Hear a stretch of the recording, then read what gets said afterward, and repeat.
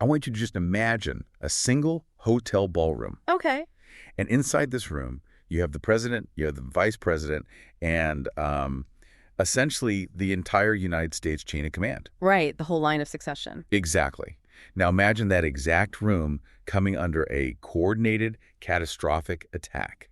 And I know that sounds like, some crazy action movie plot, but It's not. no, it is the exact reality Washington woke up to this past weekend. It really is just this chilling thought experiment that violently jumped off the page late Saturday night right at the White House Correspondents Dinner. Yeah, the WHCA dinner. Right. We're suddenly looking at this terrifying scenario where a totally standard civilian venue abruptly became ground zero for an assassination attempt. It's wild to even think about. It is an attempt that, frankly, could have wiped out the leadership of the federal government in one fell swoop. Which brings us to the sole mission of our deep dive today.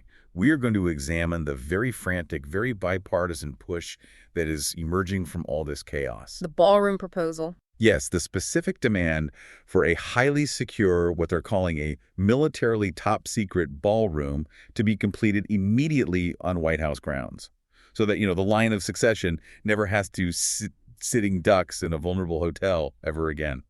But before we really dig into the blueprints of this proposed bunker, I think we need to be very clear about the source material we are using today to map this out. Yeah, that is a really good point. So today's insights come from an article in Red State, and it's written by Ward Clark. All right. And to be totally transparent with you listening, this is a highly charged political opinion piece from a right-wing publication. The author uses deeply partisan language throughout the text. I mean, including terms like Trump derangement syndrome or TDS. Yeah, it's very explicit. So we need to state up front, we are never taking sides here. Right, exactly. We are absolutely not endorsing the viewpoints, the political framing, or, the rhetoric of this content. No, not at all. Our role today is strictly as neutral guides. We are just going to impartially convey the ideas, the factual claims, and those structural arguments the author lays out. Because regardless of the political lens you're looking through, the architectural and security questions being raised here are just completely unprecedented. They really are. Okay, let's unpack this. Let's jump right into the environment Washington is operating in right now. Because the source paints a picture of a threat landscape that goes, well, way beyond just a close call at a hotel. Yeah, the target of this assassination attempt wasn't isolated to just one person. Right. The author specifically notes that the would-be assassin was aiming for literally any administration officials they could get a beat on. Right. It was a strike at the actual continuity of government. Exactly. And to truly grasp why everyone in D.C. is just panicking right now, there is this one detail buried in the text that, to me, recontextualizes the whole thing. The East Wing comment. Yes. While discussing the logistics of White House construction, the author just casually mentions that the East Wing cannot simply be reassembled because, quote, it's gone. Gone. Just wait, it just says gone. Literally just gone. Wow. I mean, the text doesn't say damaged, currently under repair. It says gone. Right. And the implication of that kind of massive, catastrophic physical destruction is just staggering. It really is. I mean, it means the usual protective bubble of the executive branch is already critically compromised. They're basically operating out of a severely handicapped facility right now. Which completely explains why they were relying on a civilian hotel ballroom in the first place for this event. Exactly. And that shared trauma, the very visceral reality of a missing East Wing combined with Saturday night's near miss, it's totally shattering the usual partisan gridlock. What's fascinating here is how you are seeing a raw survival instinct just override traditional political tribalism in real time. Yeah, you see that most clearly in the reaction from Senator John Fetterman. Oh, yeah, Pennsylvania Democrat. Right. And the source actually refers to him as, quote, America's last sane Democrat, end quote, simply because of his immediate pivot on this issue. He was actually at the dinner, right? Yes, he was there. And he took to Twitter demanding immediate action. His quote is just fascinating because the specific vocabulary he chooses. Read what he posted. So Fetterman tweeted, "We were there front and center. That venue wasn't built to accommodate an event with the line of succession for the U.S. government." Which is obviously true. Right. And then he says, after witnessing last night, drop the TDS and build the White House ballroom for events exactly like these. Drop the TDS. Yeah. I mean, think about the psychology of that statement. You have a very well-known progressive explicitly adopting the preferred acronym of his fiercest political rivals, TDS. Just to hammer home a point about baseline security. Exactly. Yeah. When you are sitting in a room surrounded by standard hotel drywall and like catering exits, and the literal chain of command is under fire, the luxury of partisan bickering just completely evaporates. It does. It fundamentally forces you to recognize the absurdity of the whole setup. It's like, okay, hosting the entire line of succession at a standard civilian venue like a Hilton or a Marriott. It's like taking your entire life savings in cash, putting it in a glass piggy bank, and just leaving it on your front porch because the porch looks nice. That is a great way to put it. Like, it fundamentally misunderstands the threat level. A hotel ballroom is engineered for acoustics, ambient lighting, and, easy access for waitstaff. Right. It is definitively not engineered to withstand a coordinated militarized assault. Not at all. It isn't designed to lock down a president and a cabinet simultaneously, which, by the way, is the entire driving force behind President Trump's demand that this new secure facility be finished without another single day of delay. Yeah, let's talk about that. The blueprint he laid out in his Truth Social post is genuinely eye-opening. It's very specific. It is. He calls it a militarily top-secret ballroom, located squarely inside the gates of the White House. But the architectural detail that really stands out to me is his point about the vertical threat. Rooms above. Yeah. He specifically notes, quote, "There are no rooms sitting on top for unsecured people to pour in." And that right there is the crucial vulnerability of civilian venues. I mean, in a standard hotel, you have hundreds of rentable rooms directly above the ballroom. Oh, yeah. Anybody with a credit card could just rent the space right over the president's head. Exactly. That provides an attacker with a massive Z-axis advantage. It's a vertical tactical nightmare for security details. A purpose-built secure facility eliminates that threat entirely. And he goes on to say the facility boasts the highest level security features, and he claims the project is actually on budget and substantially ahead of schedule. Which is rare for government work. Very rare. So you have the military demanding it, the Secret Service demanding it, an incredibly rare bipartisan consensus between figures like Trump and Fetterman. Yeah. So why aren't they finishing the construction today? Well, because of a dog walker. Wait, did you say a dog walker? A dog walker. Yeah. According to the source, this massive, vital national security project is currently halted by, quote, a ridiculous ballroom lawsuit brought by a woman walking her dog who has absolutely no standing to bring such a suit. Okay, stop. I need you to help me make sense of this. I know it sounds crazy. It really does. How is it that the commander-in-chief and the entire federal security apparatus can be completely gridlocked by a single local citizen walking a dog? It's the legal system. Especially in an environment where, as we just said, an entire wing of the White House is already missing. What does this say about the friction between federal security needs and local civilian legal rights? Well, it highlights a pretty wild friction point in American daily life, honestly. A military bunker operates on the logic of absolute security and survival. Right. But a neighborhood, even a super historic one like Lafayette Square, operates on the logic of property rights, aesthetics, and, public access. So the two just collide. Exactly. When the federal government tries to build a massive bunker in a residential or historic area, they still have to contend with the mundane realities of local zoning, historic preservation rules, and civilian injunctions. But Trump's post specifically claims this woman has no standing. What does that actually mean in this legal context? So standing is a really fundamental legal mechanism. Basically, you can't just sue the government because you don't like what they are doing. Okay. You have to prove that their action causes a specific personal injury to you. Like, if I want to sue a city across the country over a parking meter, a judge will throw it out. Because it doesn't affect you. Right. I don't live there. It doesn't affect my commute. I have no legal standing. Oh, I see. So this dog walker has to prove to a judge that the construction of a militarily top-secret bunker fundamentally damages her personal daily routine in Lafayette Square. Precisely. And while the author and the former president obviously view this lawsuit as a frivolous, absurd delay tactic, it really proves a larger point. That even at the highest levels of executive power, you cannot simply bulldoze municipal legal processes. Even in the face of an existential threat, the gears of local civil law just keep grinding away. That is just wild. Yeah. Now, Ward Clark, the author of this Red State piece, argues that this lawsuit needs to be thrown out immediately. But he doesn't just base his argument on the present danger, right? No, he goes much deeper. Yeah, he attacks the entire premise of the opposition. He argues that people trying to preserve the current state of the White House are fundamentally misunderstanding what the building actually is. He basically takes a sledgehammer to the idea that the White House is just a museum. Yeah. He states very clearly, quote, "The White House is not a sacred edifice, nor is its configuration carved in stone." And the timeline he provides to back this up is fascinating. It really is. When you look at the historical record he lays out, the building we see today is basically an illusion of permanence. It is constantly shape-shifting. Oh, totally. The author walks us through this incredible timeline of major renovations, and it starts all the way back in 1818.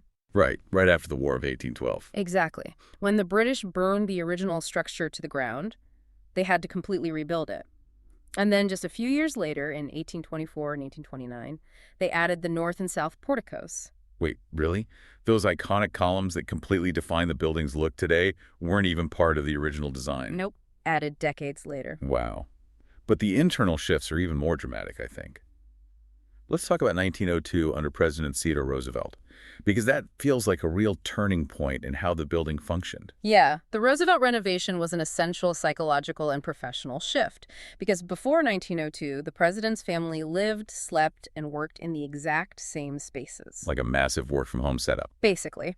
But Roosevelt formally separated the sleeping quarters from the executive offices, and that physical separation modernized the presidency. It acknowledged that the executive branch was becoming this sprawling professional apparatus, not just a guy working out of his living room. Right, which paved the way for President Taft in 1909 to expand the West Wing. Oh, and oversee the original construction of the Oval Office. Exactly. It always blows my mind that the Oval Office wasn't just there from the very beginning. I know, we just assume it was. Yeah. And then you hit 1942, the World War II era, which feels incredibly relevant to the argument the author is making today. Very relevant. The 1942 expansion was driven by a completely new threat profile. Aerial bombardment. Great, bombers.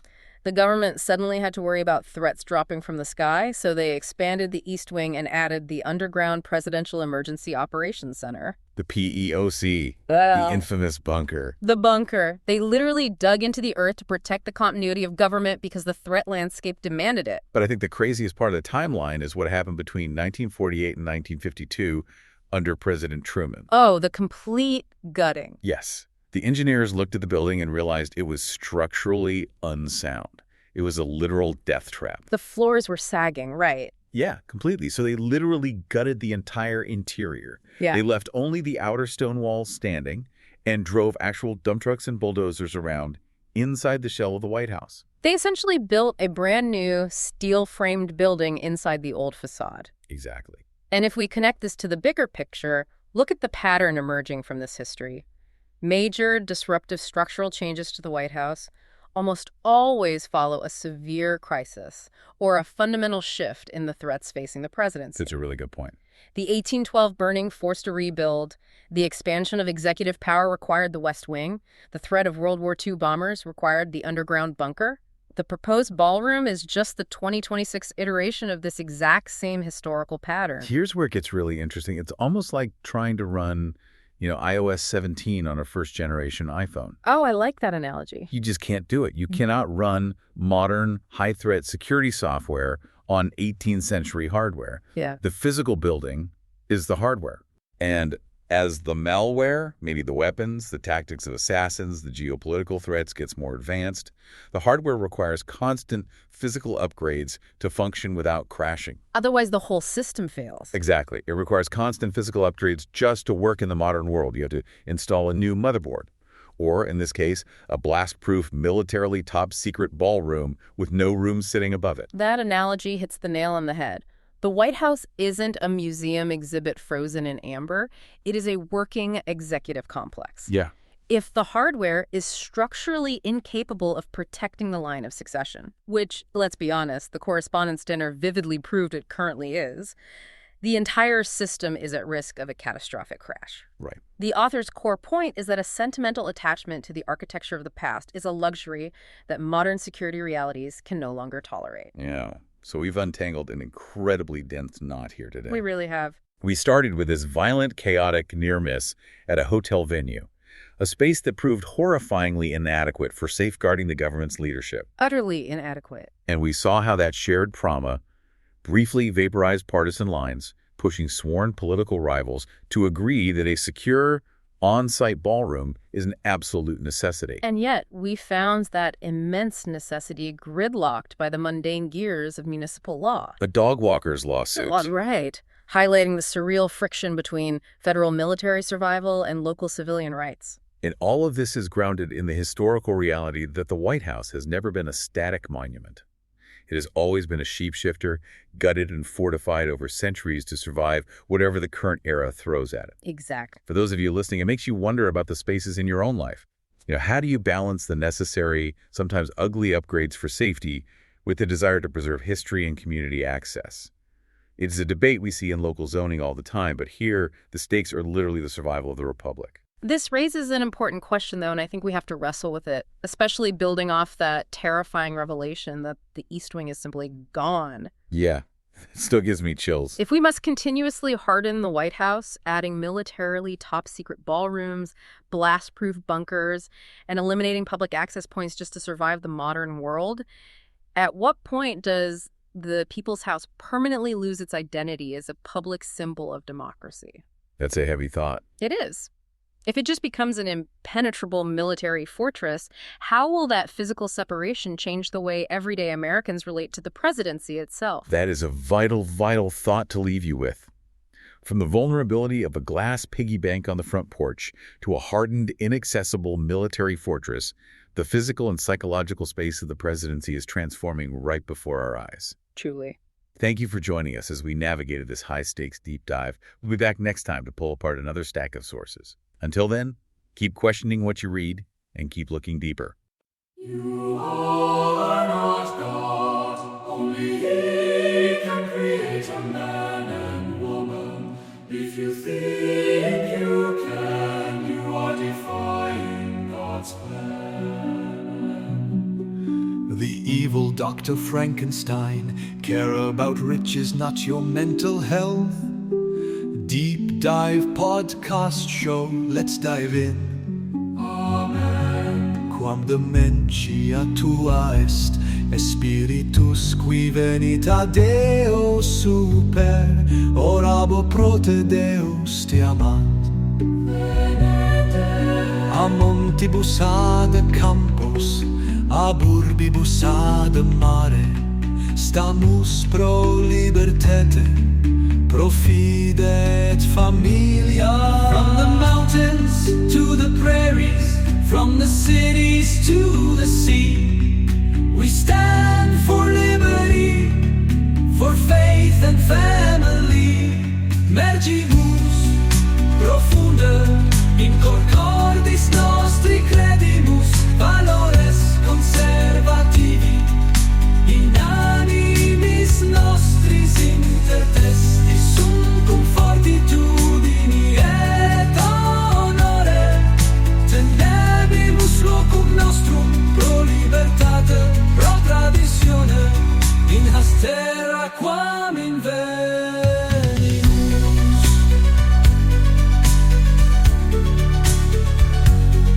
Dr. Frankenstein malus cura, divitiarum non sanitatis mentis tue, spectaculum podcast deep dive mergamus, quam dementia tua est, spiritus qui venita Deo super, orabo prote Deus te amant.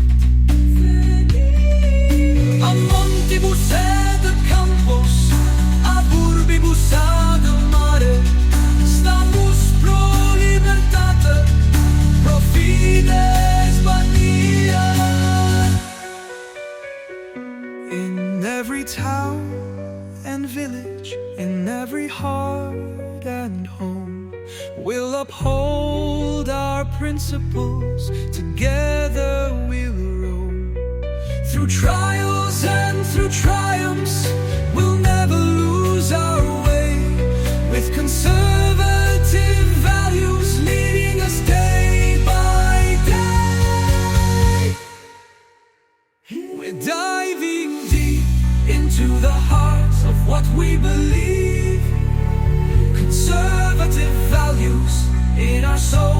they're interweaved. With courage and with honor, we'll hold our ground. For freedom, for tradition, in this land we found. So here's to the brave, to the strong, to the free, to the spirit that binds us from sea to shining sea. We'll dive deep into our values, hold them close and true. For conservative hearts, there's no limit to what we can do. Mergibus profunda in cor cordis nostri credimus, valors